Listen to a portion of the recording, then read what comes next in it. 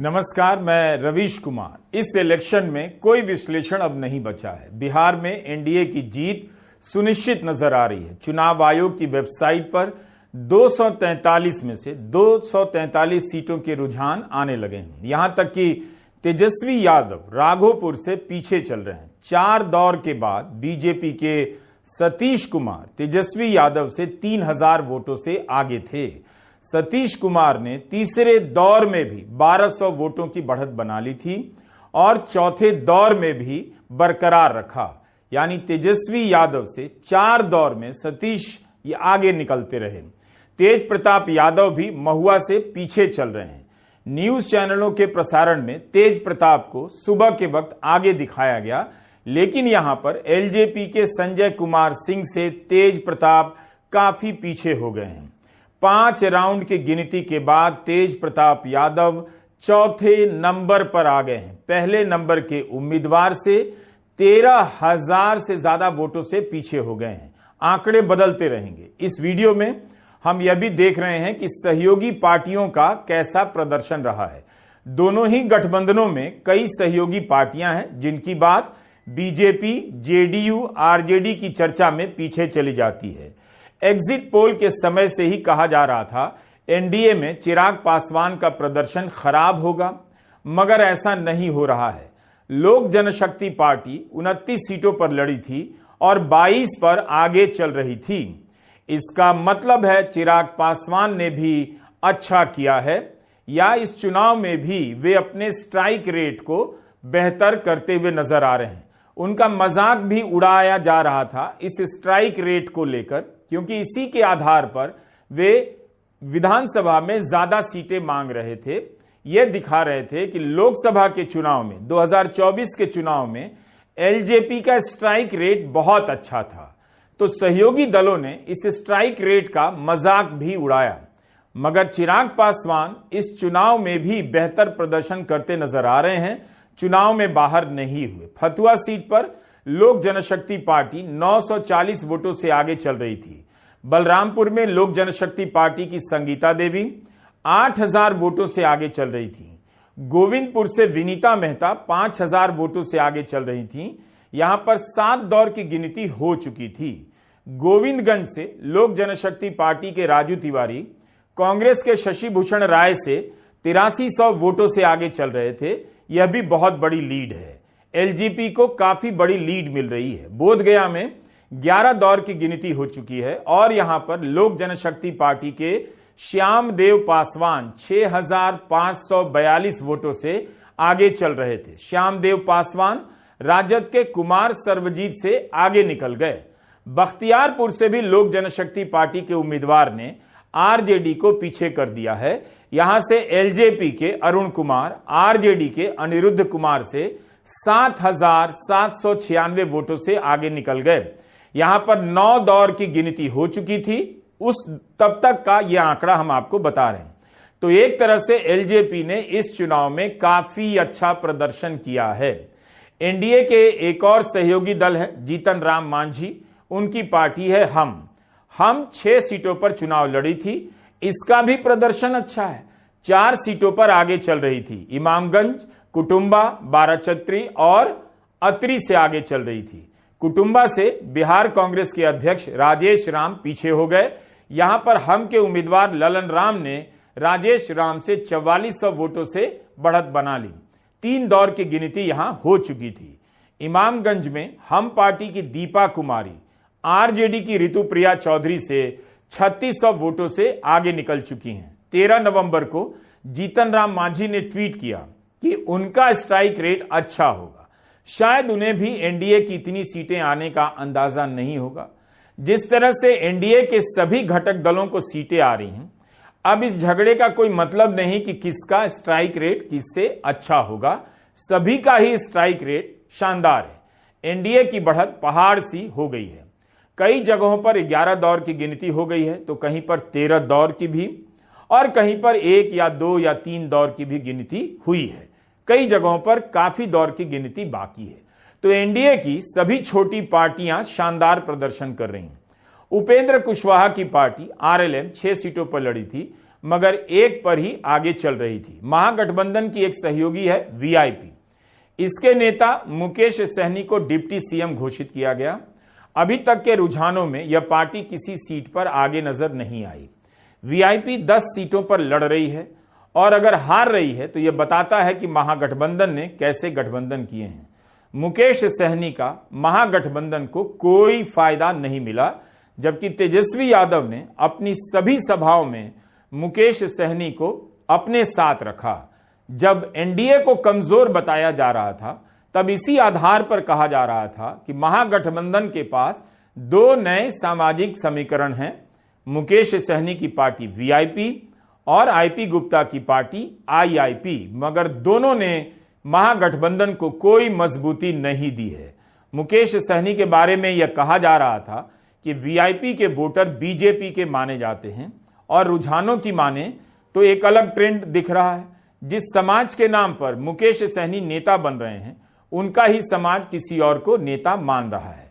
यानी चुनाव से पहले जो लोग ये बात कह रहे थे मुकेश सहनी की पार्टी भले ही किसी और गठबंधन में हो, उनका वोटर बीजेपी की तरफ है, वो बात सही निकल रही है। सहरसा और केवीटी बेलवेदर सीटें मानी जाती हैं। इन पर क्या हो रहा है? क्या आरजेडी ये दोनों सीटें जीत सकती है? नहीं लगता है, क्योंकि यहां जो भी जीतेगा उसी की पार्टी की सरकार बनने का ट्रेंड रहा है। सहरसा से आईआईपी के आईपी गुप्ता उम्मीदवार हैं। कहा जा रहा था कि इनके कारण महागठबंधन का सामाजिक आधार व्यापक हुआ है, लेकिन आईपी गुप्ता यहीं से पीछे चल रहे हैं, अपनी सीट नहीं बचा पा रहे हैं। 3 दौर की गिनती के बाद बीजेपी के आलोक गुप्ता 2100 वोटों से आगे चल रहे हैं। केवीटी में आरजेडी के फराज फातमी पीछे हो गए हैं। यहां पर 8 दौर की गिनती हो चुकी है। बीजेपी के मुरारी मोहन झा 5100 वोटों से आगे चल रहे हैं। केवटी में जनसुराज को 1800 वोट मिले हैं। यहां पर बीजेपी के मुरारी मोहन झा को 30,000 वोट मिल चुके हैं।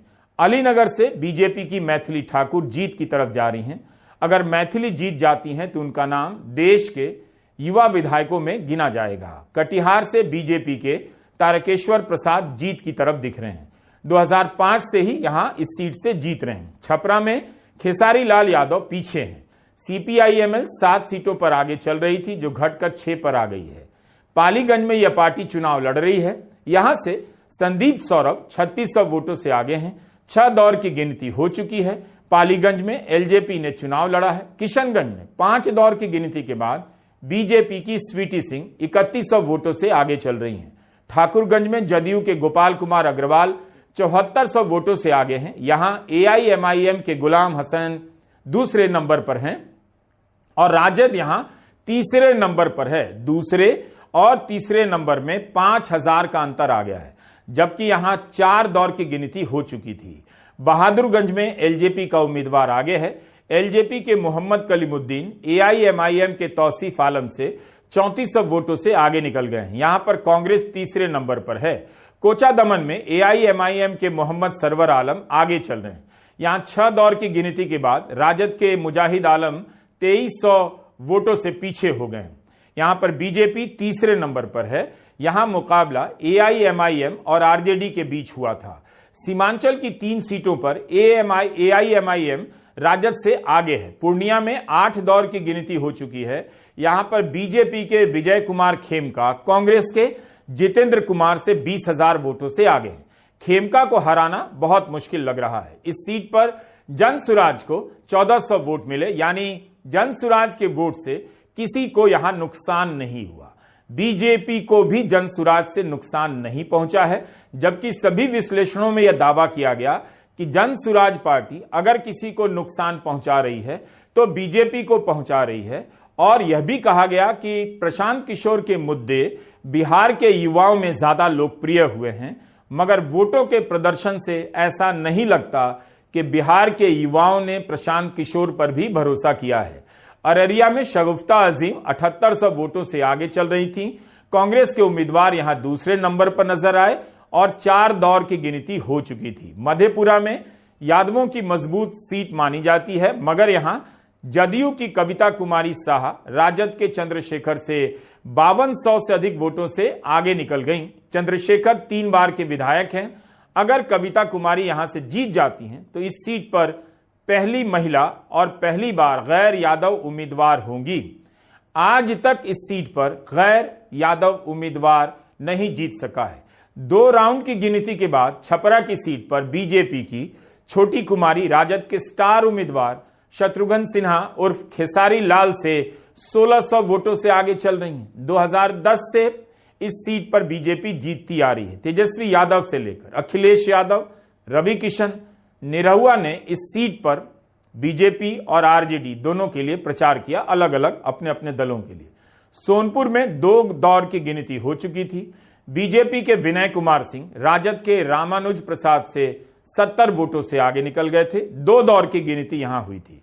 नरपतगंज में बीजेपी की देवंती यादव राजद के मनीष यादव से 4 वोट से आगे थी, सिर्फ 4 वोट से। लेकिन यहां अभी 27 दौर की गिनती बाकी है। केसरिया में एक ही दौर की गिनती हुई और यहां पर 22 दौर की गिनती बाकी है, होनी है। मतलब यहां पर जदयू की शालिनी मिश्रा वीआईपी के वरुण विजय से 7 वोट से आगे थी।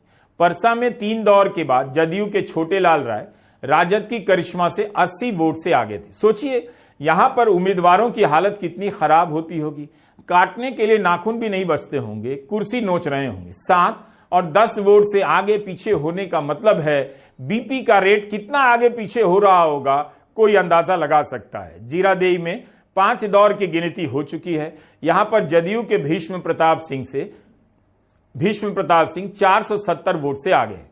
यहां सीपीआईएमएल के अमरजीत कुशवाहा पिछली बार चुनाव जीते थे। लगता है यहां का मुकाबला एक एक वोट का चलेगा। इस सीट पर 18 राउंड की गिनती बाकी है। 5 राउंड के बाद बीजेपी के सम्राट चौधरी 4400 वोटों से आगे निकल गए, यानी जीत की तरफ बढ़ चुके हैं। इस सीट पर राजद की ओर से अरुण कुमार लड़ रहे हैं। सम्राट चौधरी की डिग्री को लेकर बवाल हुआ तो जनसुराज ने डॉक्टर संतोष कुमार सिंह को उनके खिलाफ उतारा। 5 राउंड की गिनती के बाद डॉक्टर संतोष को केवल 481 वोट मिले हैं। लगता है उन्हें अपने परिवार और मोहल्ले के ही वोट मिले हैं। 10 साल से यह सीट जदयू के पास थी। इस बार नीतीश कुमार ने राजीव कुमार सिंह से लेकर यह सीट सम्राट चौधरी को दे दी, जिनके मां और पिता दोनों इस सीट पर जीत चुके थे। मोकामा से अनंत सिंह 13,000 वोटों से आगे हो चुके हैं। 11 दौर की गिनती वहां हो चुकी थी। मोहम्मद शहाबुद्दीन के बेटे ओसामा शहाबुद्दीन रघुनाथपुर से 3400 वोट से लीड कर रहे थे। यहां 4 दौर की गिनती हो चुकी थी। तो 243 सीटों के आंकड़े हैं। चुनाव आयोग की वेबसाइट से हम आपको बता रहे हैं। ये रुझान है। जनसुराज का कहीं खाता खुलता हुआ नहीं आ रहा है। एग्जिट पोल का सैंपल देखिए, कहां से उन्हें 0 से 4 सीटें दी जा रही थी, मगर किसी भी सीट पर जनसुराज इस वक्त हमें आगे नहीं दिखा। रामगढ़ में बसपा ने बढ़त बनाई हुई है। बसपा के सतीश यादव बीजेपी के अशोक कुमार सिंह से 3600 वोटों से आगे हैं। यहां पर 5 दौर की गिनती हो चुकी थी, 21 दौर की बाकी है। न्यूज चैनल अब पूरे आत्मविश्वास से बता रहे हैं कि एनडीए की आंधी चल रही है, एनडीए की ही सरकार बनेगी। इसमें अब कुछ भी बदलाव होने के आसार नहीं है, क्योंकि इस सैंपल में 10, 13, 15 दौर की गिनती के भी आंकड़े हैं, यानी सैंपल बड़ा हो चुका है। एनडीए की जीत ने सारे रिकॉर्ड तोड़ दिए हैं। महागठबंधन इस चुनाव में 2020 की तुलना में कहीं ज्यादा बिखर चुका है।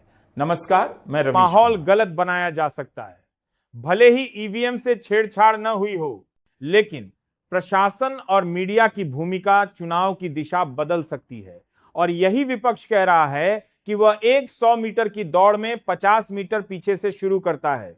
ऐसा चुनाव कैसे बराबरी का होगा? अब बात करते हैं आगे की राजनीति की। बिहार के परिणाम आने के बाद अब देश भर की राजनीति बदलने जा रही है। बीजेपी इस जीत को देश के अन्य राज्यों में प्रचार का मुख्य मुद्दा बनाएगी। यह कहा जाएगा कि महिलाओं ने हमें चुना, हम उनके लिए काम कर रहे हैं, और विपक्ष सिर्फ वादे कर रहा है। यह महिला वोट अब देश की राजनीति का नया केंद्र बन चुका है। आने वाले समय में आप देखेंगे कि हर पार्टी महिलाओं के लिए नई योजनाएं लाएगी। पैसा, गैस सिलेंडर, पेंशन, स्कॉलरशिप, इन सब का खेल अब और तेज होने वाला है। देखिए आर के वहीं दूसरी तरफ विपक्ष अब नया गठजोड़ बनाने की कोशिश करेगा। कांग्रेस आरजेडी को दोष देगी, आरजेडी कांग्रेस को। छोटे दल कहेंगे कि उनकी बात नहीं सुनी गई, और इसी तरह विपक्ष का मनोबल टूटेगा। लेकिन इस टूटन में भी एक सीख छिपी है। एकता, रणनीति और जमीन पर मेहनत का कोई विकल्प नहीं है। अगर विपक्ष आने वाले चुनाव जीतना चाहता है तो उसे ये 3 बातें सीखनी ही होंगी। अब बात करते हैं जनता की। जनता सिर्फ तमाशा नहीं देख रही, जनता यह भी देख रही है कि कौन सा नेता कितना ईमानदार है, कौन कितना झूठ बोल रहा है, कौन कितना मेहनत कर रहा है और कौन सिर्फ प्रचार कर रहा है।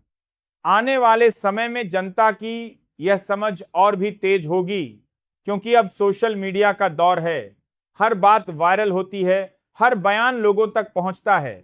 जनता सिर्फ सुनती नहीं है, अब पूछती भी है, और सवाल पूछने वाली जनता से बड़ा कोई नेता नहीं होता। दोस्तों, अब इस पूरी कहानी का अंतिम और सबसे महत्वपूर्ण हिस्सा, क्या यह जनता का फैसला है या मशीनों का खेल? इस सवाल का जवाब अभी किसी के पास नहीं है, लेकिन जवाब ढूंढना जरूरी है। क्योंकि अगर लोकतंत्र में भरोसा टूट गया तो देश का भविष्य भी खतरे में पड़ जाता है। राजनीति जीत हार का खेल है, लेकिन लोकतंत्र भरोसे का खेल है। जीत हार हर चुनाव में होती है, लेकिन भरोसा टूटना हर देश को कमजोर कर देता है। और अब मैं इस वीडियो को एक ऐसे संदेश के साथ खत्म करना चाहता हूं जो शायद इस समय सबसे जरूरी है। लोकतंत्र सिर्फ वोट डालने का नाम नहीं है, लोकतंत्र जागरूकता का नाम है। जागरूक नागरिक ही मजबूत देश बनाते हैं। राजनीति हमें कई बातें सिखाती है, कभी धोखा, कभी भरोसा, कभी उम्मीद, कभी निराशा। लेकिन सबसे बड़ी सीख यह है कि हम अपनी जिम्मेदारी को कभी हल्के में न लें। सवाल पूछते रहें, नेताओं से जवाब मांगते रहें और सच की तलाश कभी न छोड़ें। दोस्तों, अगर आपने यहां तक देखा है तो मैं आपको दिल से धन्यवाद देता हूं, और आपसे एक ही गुजारिश है, अगर ऐसी ही गहरी, ईमानदार और निष्पक्ष बात सुनना चाहते हैं तो इस चैनल पर लौटते रहिए, क्योंकि आने वाले दिनों में बिहार का यह चुनाव, सुप्रीम कोर्ट की सुनवाई और 2026-27 के राज्यों के चुनाव सब मिलकर भारत की राजनीति को एक नए मोड़ पर ले जाएंगे। और मैं आपके लिए हर बात वही कहूंगा जो सच्चाई होगी, चाहे कितनी भी कड़वी क्यों न हो। हम अगली वीडियो में फिर मिलेंगे, नई कहानी, नया सच और नए सवालों के साथ। जय हिंद।